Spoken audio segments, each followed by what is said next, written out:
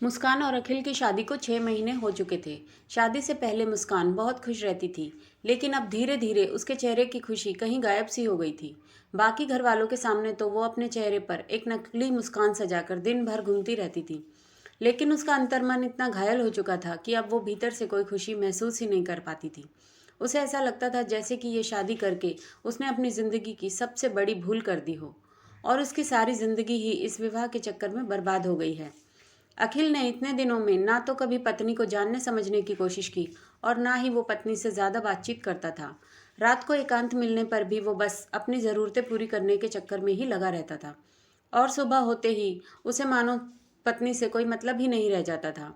मुस्कान अपने पति के इस अजीब से व्यवहार से बहुत व्यथित थी, क्योंकि उसके अनुसार पति पत्नी सुख दुख के साथी होने चाहिए थे।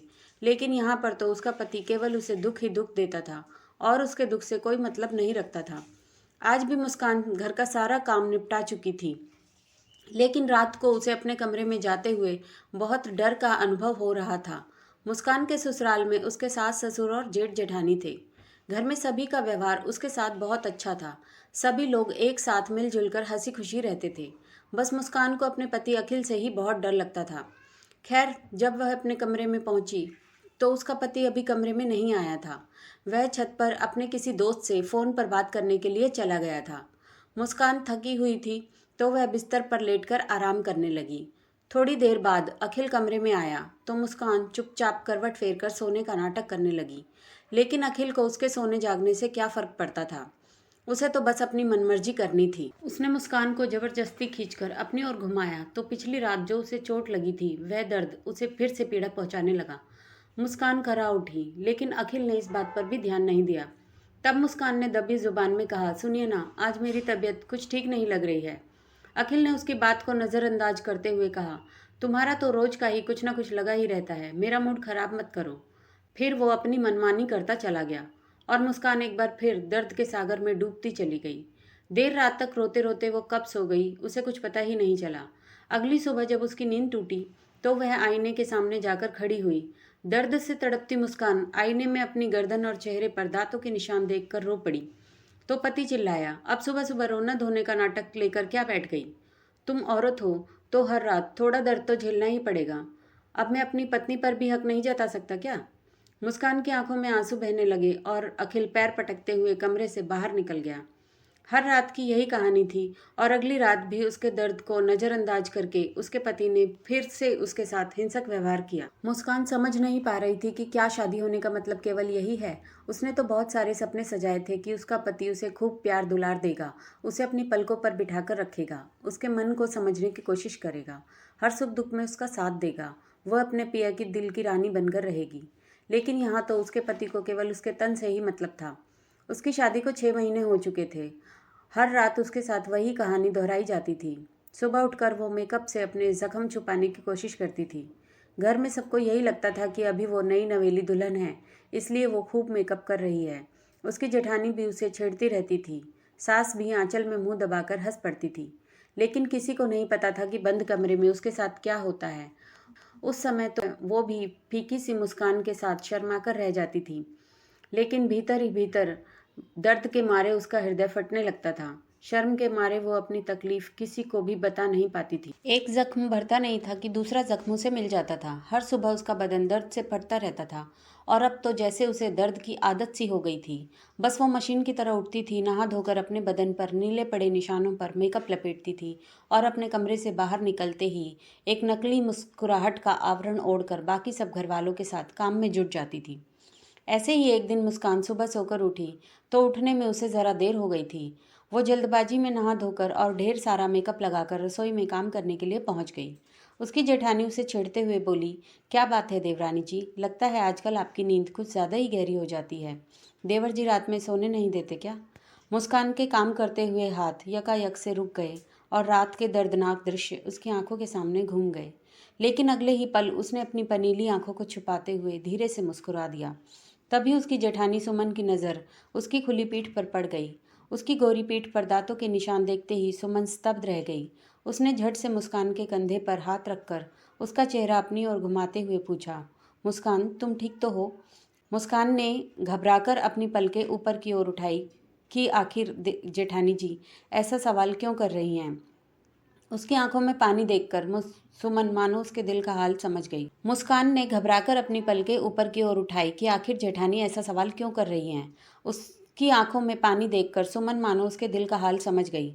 उसने उसकी आंखों में झांकते हुए कहा, मुस्कान, तुम्हारे और देवर जी के बीच में सब कुछ ठीक ठाक तो चल रहा है ना? देखो, तुम मुझे दीदी कहती हो, मुझसे कुछ भी मत छुपाना।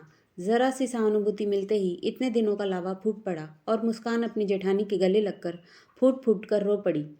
फिर से सकते हुए उसने ढके छिपे शब्दों में उसे बता दिया कि उसका पति रात को उसके साथ कितना गंदा व्यवहार करता है।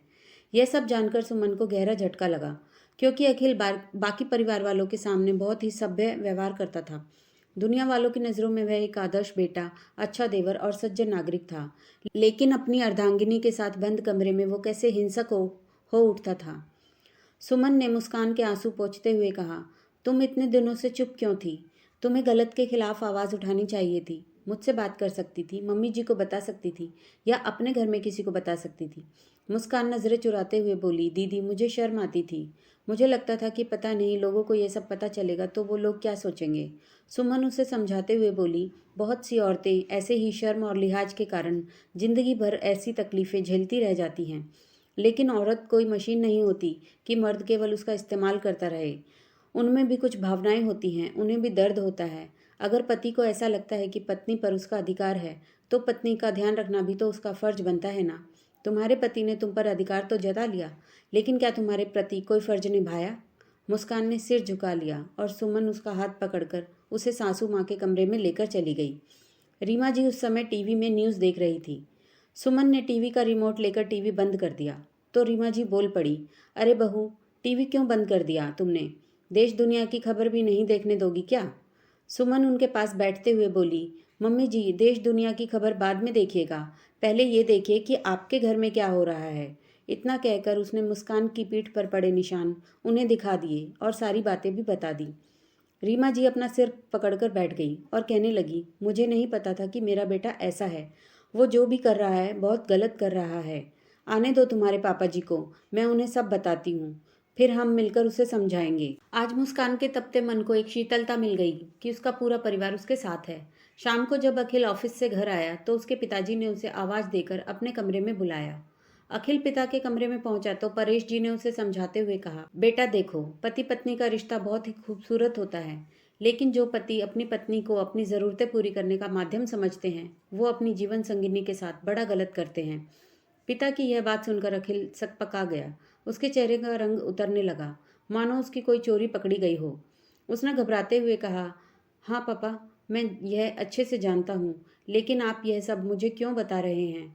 परेश जी गंभीर आवाज में बोले, देखो बेटा, बहू ने हमें सब कुछ बता दिया है कि तुम बहू के साथ कितने गंदे तरीके से पेश आते हो।